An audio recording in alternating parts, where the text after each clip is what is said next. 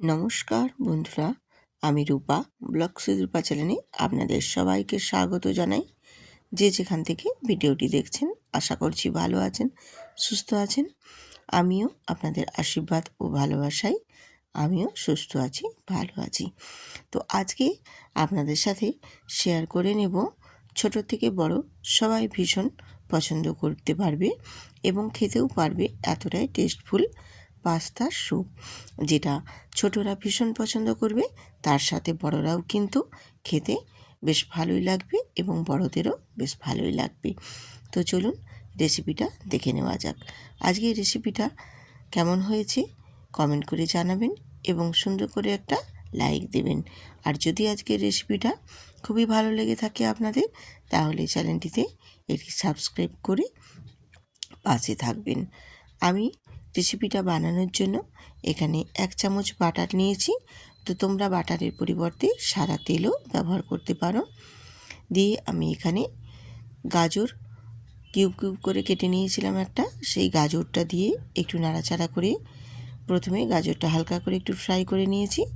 তারপর ওর মধ্যে আরও কিছু সবজি অ্যাড করেছি, যেমন ক্যাপসিকাম দিয়েছি, কাঁচা লঙ্কা, আদা গ্রেট করে নেওয়া, আর দিয়েছি একটা টমেটো, আর সামান্য পরিমাণ মতো যতটা লাগবে সেই অনুযায়ী নুন দিয়ে বেশ ভালো মতোই আমি সবজিগুলো একটু নাড়াচাড়া করে ফ্রাই করে নিচ্ছি।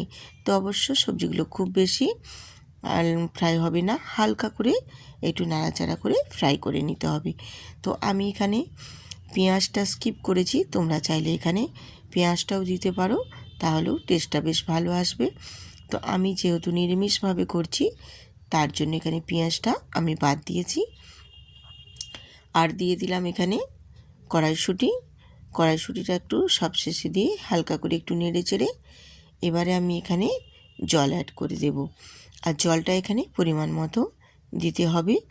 জলটা স্যুপের যেই পরিমাণ মতো তোমরা রাখতে চাও সেই পরিমাণ মতো এখানে জলটা নিয়ে নেবে। জলটা নিয়ে একটু নাড়াচাড়া করে নিয়ে আমি এর মধ্যে এবারে পাস্তাগুলো দিয়ে দেব। পাস্তাগুলো সবজির সাথে একটু হালকা করে নেড়ে চেড়ে আমি একটা ঢাকনা দিয়ে ঢেকে ফুটিয়ে নেব খুব ভালো মতো, যাতে সবজিগুলো বেশ সুন্দরভাবে সেদ্ধ হয়ে যায় আর পাস্তাটাও খুব সুন্দরভাবে সেদ্ধ হয়ে ফুলে ওঠে। তো আমি এখানে 5 থেকে 6 মিনিট ঢেকে রেখে সবজিগুলো বেশ সুন্দরভাবে ফুটিয়ে নিয়েছি। আর দেখো পাস্তাটাও কত সুন্দরভাবে ফুলে উঠেছে আর সবজিগুলোও সেদ্ধ হয়ে গিয়ে কালারটাও চেঞ্জ হয়ে গেছে। দেখে নিশ্চয়ই বুঝতে পারছো যে কতটা সুন্দরভাবে সমস্ত কিছু একদম সেদ্ধ হয়ে রেডি হয়ে গেছে। এরপর এর মধ্যে আমি দিয়ে দিলাম 1 চামচ টমেটোর সস। এখানে টমেটোর সসটা দিয়ে একটু নাড়াচাড়া করে আমি আবারও মিশিয়ে নিচ্ছি। আর তোমরা যদি ঝালের পরিমাণটা বেশি বাড়াতে চাও, তাহলে এখানে চিলি ফ্লেক্স অ্যাড করতে পারো। আমি এখানে চিলি ফ্লেক্সটা দেব না, কারণ খুব বেশি আমি এখানে ঝাল করব না, যেহেতু আমি এখানে গোলমরিচের গুঁড়ো ব্যবহার করব, সেক্ষেত্রে আমি এখানে আর দিলাম না চিলি ফ্লেক্সটা, তোমরা চাইলে দিতে পারো।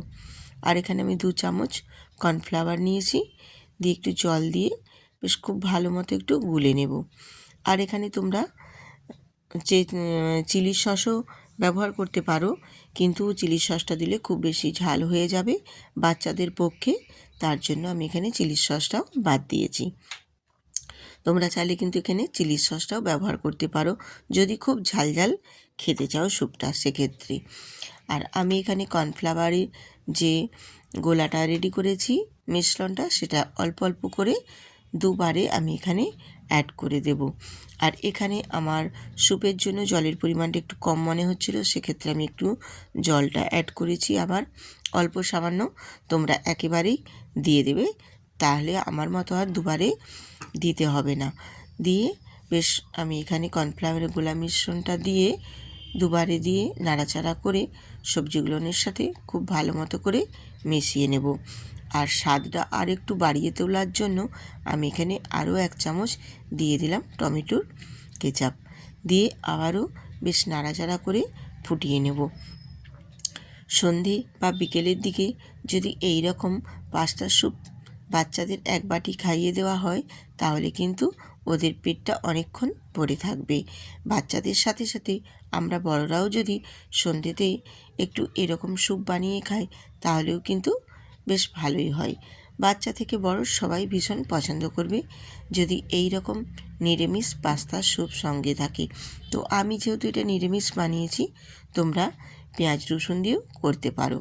হালকা এখানে পেঁয়াজ, অল্প একটু রসুন দিয়ে করলেও কিন্তু তার স্বাদটাও বেশ সুন্দর আসে। তো এইভাবে আমি কর্নফ্লাওয়ারটা দেওয়ার পর একটু নাড়াচাড়া করে ভালো করে একটু ফুটিয়ে নেব। আর কর্নফ্লাওয়ারটা দেওয়ার পর কিন্তু অনবরত নেড়ে যেতে হবে, না হলে তলায় লেগে যাওয়ার ভয় থাকবে। এইভাবে কিন্তু একটু নেড়ে নেড়ে বেশ স্যুপটা রেডি করে নিতে হবে। তো মোটামুটি আমার এখানে স্যুপটা দেখো বেশ ভালো মতোই একদম রেডি হয়ে গেছে। এরপর আমি স্যুপটা নাবিয়ে নেব। স্যুপটা নাবিয়ে তারপর একটু ঠান্ডা হয়ে যাওয়ার পর তারপর তোমাদের সার্ভ করে দেখিয়ে দেব দেখতে কতটাই সুন্দর হয়েছে এবং কতটাই টেস্টি হয়েছে এই পাস্তার স্যুপ। অনেকে পাস্তা ডিম দিয়ে করলেও কিন্তু এরকমভাবে যদি সমস্ত সবজি দিয়ে এরকম স্যুপ বানানো হয় সেক্ষেত্রেও কিন্তু খেতে বেশ ভালোই লাগে। তো বন্ধুরা, আজকে এই পাস্তা স্যুপের রেসিপিটা কেমন হলো কমেন্ট করে জানাতে কিন্তু একদম ভুলবেন না। আর সুন্দর করে ভিডিওটিতে একটি লাইক দিয়ে একটি সুন্দর করে কমেন্ট করবেন। আর যেসব নতুন নতুন বন্ধুরা আজকে এই ভিডিওটিতে ভিজিট করেছেন তারা প্লিজ সাবস্ক্রাইব করে বেল আইকনটি প্রেস করে দেবে, তাহলে নিত্য নতুন রেসিপি দেওয়া মাত্রই সবার আগে পৌঁছে যাবে আপনাদের মাঝে। সবাই সুস্থ থাকুন, ভালো থাকুন। আবার আসবো আরেকটা নতুন রেসিপি নিয়ে।